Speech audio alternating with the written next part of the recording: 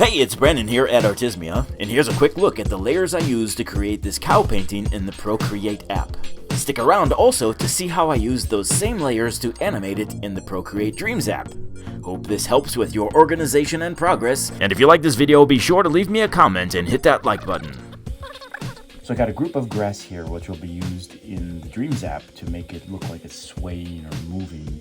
There's a tail layer right there, a group again of 4 different bodies that are all drawn just slightly differently, just to give that kind of jitter effect, the animation wiggle jiggle. Same with the bell here. I wanted the bell to have a jiggle wiggle, so I did 4 different ones of those. So I've grouped the bells because they're independent and are going to pivot off of one anchor point. They're grouped as one unit. Then there's the body, which is grouped as one as well, and then there's a heads, 4 different heads that are grouped into one grouping folder or group that you can then use to pivot off of in the Dreams app, which will sway or move. Then a mouth or jaw layer, which is used to be able to close it up and down or to move it up and down. And then of course I've got 4 different tongue layers for the tongue effect, to be able to stick the tongue out and have it move. And they're grouped as one group as well, which is then able to move with the head when the head's being moved. So inside of a big group up here, right? One group has the head and the tongue and the jaw all within one group that can be then used in Dreams to move left or right or to sway or to go up and down or whatever the effect that you're trying to do in the Dreams app.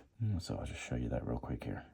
There's the cow, just the head by itself. Now if I go to the move tool, right, I select that head and tongue group. Now see, that whole thing can be moved around, but then the tongues can be moved around independently inside of that group. Dreams app, and in the Dreams app we've got, right, and we ungroup that, open the group up, and you can see all of those layers are in there, and then how it's built. The head and the tongue is all inside of a group, or inside of a layer, or inside of one track, and the bell is the same thing here. The bell's been then duplicated numerous times. Then the body is the same thing. You got a group of a group.